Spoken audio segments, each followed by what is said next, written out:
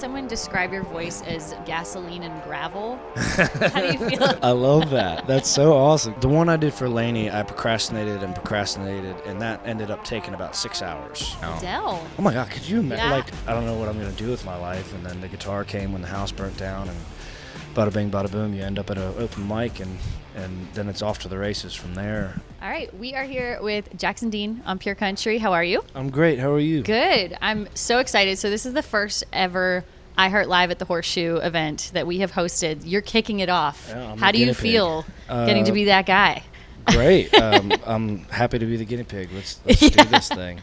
But I feel like this is a really iconic venue, and it's a special place. Like, I feel like this stage will mesh with your music so well. Yeah, there's a lot of macumba here. As soon as I open the doors, there's something in the walls. And, yeah. There's a lot of art on the walls, which, yeah, it's a great place. Yeah. So I was thinking back, the first time I met you was in 2022 on the red carpet at the CMA Awards. Mm-hmm. And I was already a fan of your music, but I remember talking to you and you saying that, Chris Stapleton really was an inspiration to you. And every time I've talked to you since, have you crossed paths with him yet and gotten to talk to him about that? No, okay. But I think there's a meeting here in the future. You are opening for him in May. Yep. Okay. Yep. It's gonna be tight. It's me, Marcus King and yeah. him, and I see Marcus play a bunch, but I really want to meet Chris and just be like, hey man. And then nothing else will come out. Yeah, I just want to say hey man, and that's it. I don't want to say anything else. It might be stupid. Yeah, so. That's so cool though.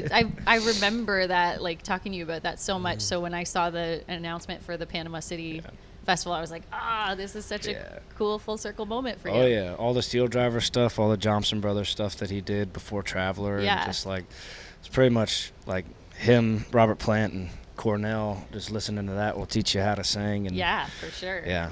Do you think, if he asked you one day in the future to do a song, you would do Absolutely. it? No, I 100% would. I can't assert myself like that. Have you ever written a song that you've thought to yourself, hey, this could be a song for him, or has that not come up yet? For him, I mean, oh my God, I wouldn't dare.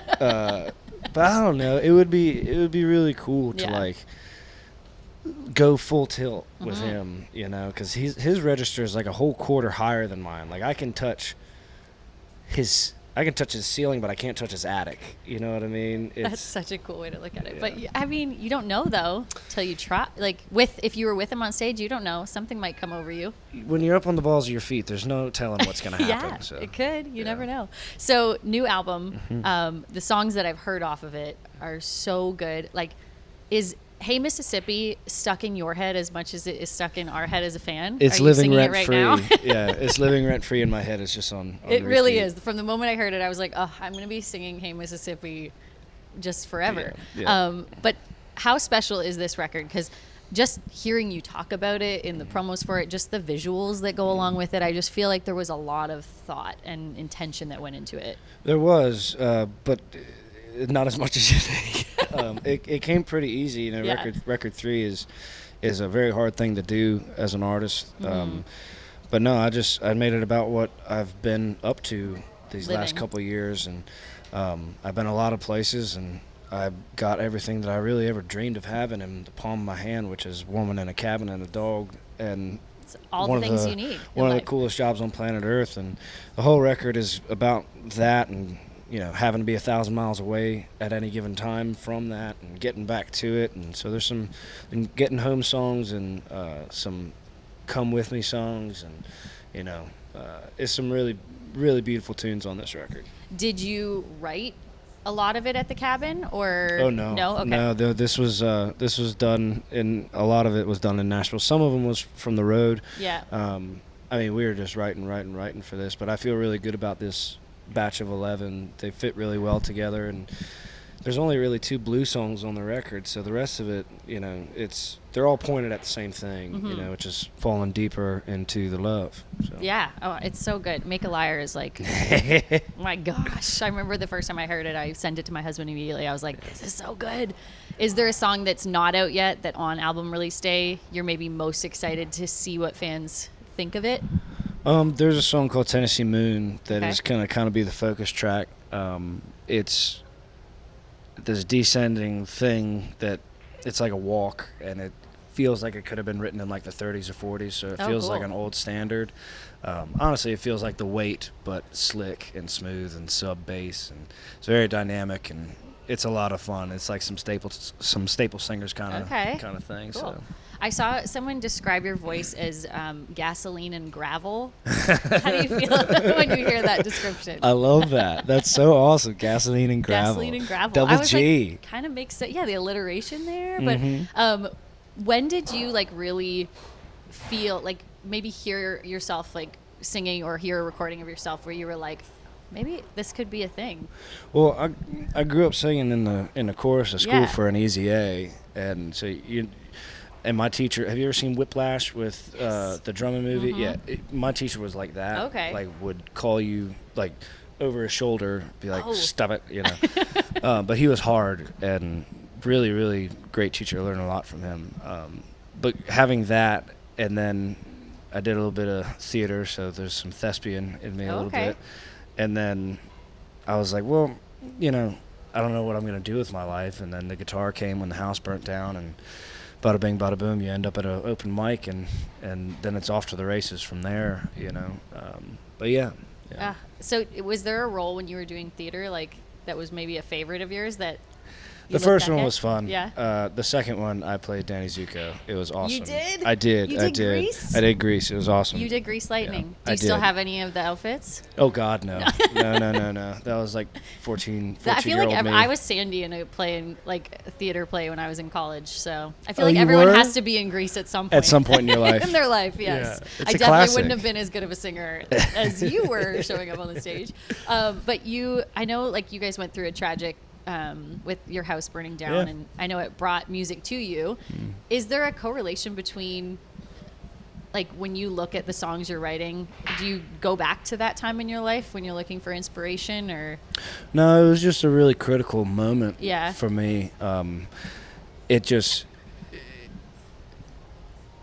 I remember watching people's hands on YouTube on my iPod Touch and like learning, iPod you know. Touches. I remember buying myself one of those and like learning and watching people's hands, and it was just to get away from the rest of the family. What you were going? Because we lived in a building adjacent to it, which was our workspace. Ran a business out of it, and so I mean, they were rebuilding the house, and I mean it's 6 a.m. Hammers are banging, Right. like. It's a lot, but I just did it to get away, and no, it was a very critical moment. It drove me right into it. Yeah, and I know your dad has always been a huge supporter of yours, and you said when we talked in 2023, you said you were hoping you could buy him a bass for Christmas that year. Did he get the bass? No, not this year. He hasn't got the bass? Not this year. I want to get him like a sick one, like Paul McCartney's. Yeah. Or something. Does he play? No. No. Oh, Just God, to have. No, just to like a have. cool thing. He's always his hands are so huge. Because he's a bricklayer. He's right? a bricklayer, Yeah, so okay. he's always just like, I could just, you know, pick it like You could Clyde, imagine. man. Yeah. That's so funny. So I want to know, because I know you gave Lainey like the coolest guitar that you burned like yourself, wood burning like yourself, which was so cool. How many of those guitars have you done now?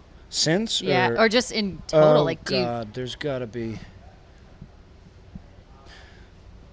It's like 11 or 12 now. So how long would that take you? Like the one you did for Lainey, is that like that was weeks? The one I did for Lainey. I procrastinated, and that ended up taking about 6 hours. I was just like, run through this thing, don't stop. Come film it if you wish. You know, do the thing, but I'm not stopping. Yeah. You know. But and you are giving fans like a Magnolia Sage one too, right? I just did a Martin and a cool. Maton.